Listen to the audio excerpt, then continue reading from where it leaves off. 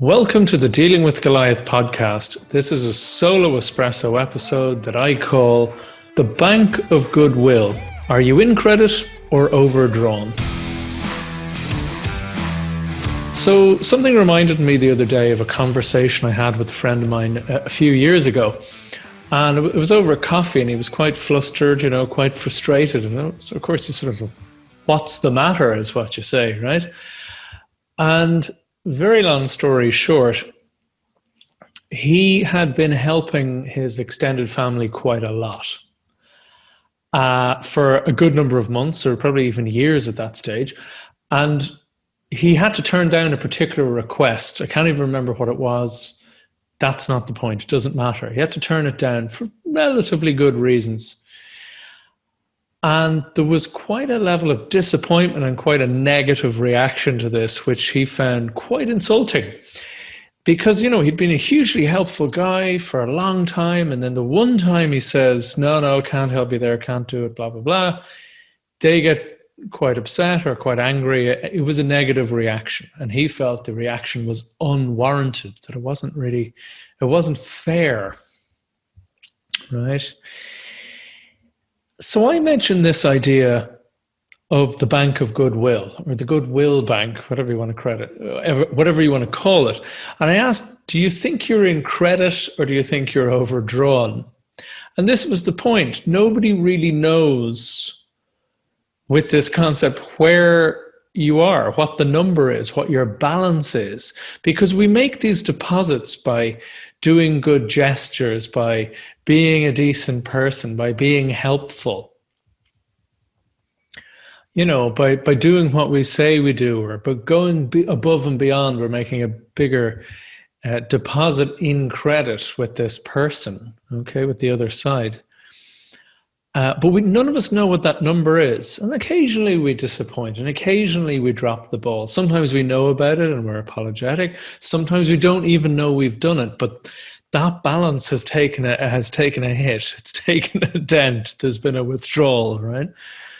But this is the question. We never quite know when we're overdrawn, right? When we go from being in the black and not healthy enough to being in the red and we're in trouble. And that's where there's often a lot of conflict and disappointment and frustration. Because one side thinks, oh, well, I helped you all this time. I look at all the good things I've done for you. And now you're giving me this reaction. I've done all this for you and this is how you repay me the one time, blah, blah, blah. And this is where it gets interesting. Because it reminds me of a study I read many years ago about favours. Right? About what you might call, adding that credit into, making that deposit in the Bank of Goodwill, right? What are favours? And the question, if I remember correctly, was, are favours more like bread or more like wine? I.e., do they go off quickly or do they mature with age and grow in importance? And the answer is a nice one. And it clarifies why we have this disparity between the one giving the favors and one receiving the favors, and equally in the Bank of Goodwill, why you think you're still in credit. I have loads in credit. What do you mean I'm overdrawn? I'm not overdrawn. The other side is you are so overdrawn, right? This is where the conflict lies, because the subtlety is that for the one giving the favor is like wine. It grows over time in importance, in what you did, how you think of it, the amount of effort it took. All of these things tend to grow slowly in importance. Equally, it's like bread for the one receiving it, that when you receive it, you go, oh, thanks very much, that was great. And then it lowers in importance over time. Like bread goes stale, it goes off, it's less useful, right? So this is, well, first of all, two things. This is why there's this much growing disparity between people and whether someone is in credit or in debt on the Bank of Goodwill. But it also points with favors, by the way, as a simple aside, why if you do a favor for someone, don't be thinking like, oh, I'm going to put that in the hip pocket. I'm going to put that in the pocket so that I'm ready to pull it out when I need to and save up that favor. Not a great policy. You'll probably get better return on that favor if you ask for something obviously reasonable and in the spirit of goodwill, maybe sooner rather than later, just as a thought. But this is kind of the thing where when we talk about goodwill and we start thinking maybe in terms of business clients, business relationships, that if you drop the ball, if you disappoint your client, are they likely to say typical? Or are they likely to say, oh, that's unusual. That's not like Al. What story do they go down? Because that's where they're already primed to go.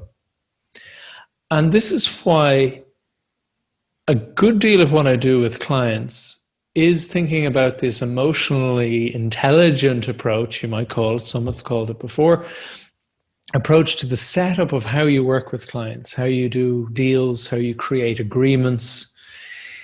And it can be very simple things like simply saying you're going to do something and you do it. These little things, these little steps that build trust, because trust is huge when you're making agreements, particularly making financial contracts and deals. A lot of research into trust shows that, and various numbers, but that when there's a high trust between the parties, that the deal value is often 30% or more higher than when there's a moderate or low level of trust.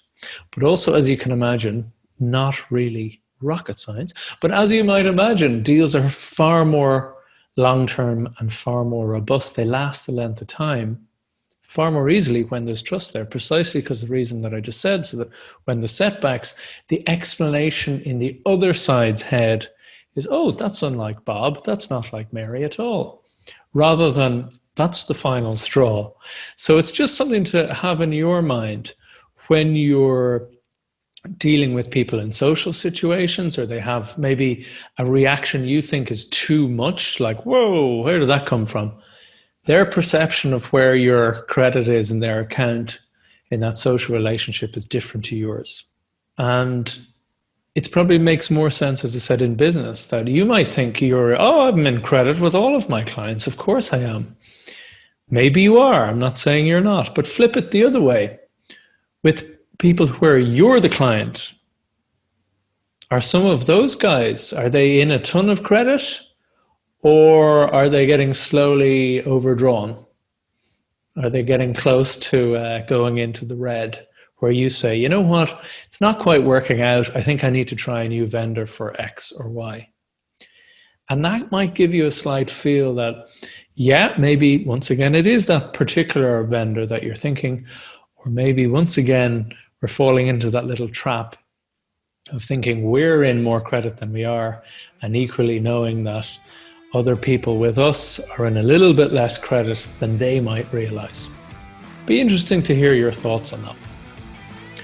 So have a thought, have a think. Are you in credit or are you in debit in the bank of goodwill?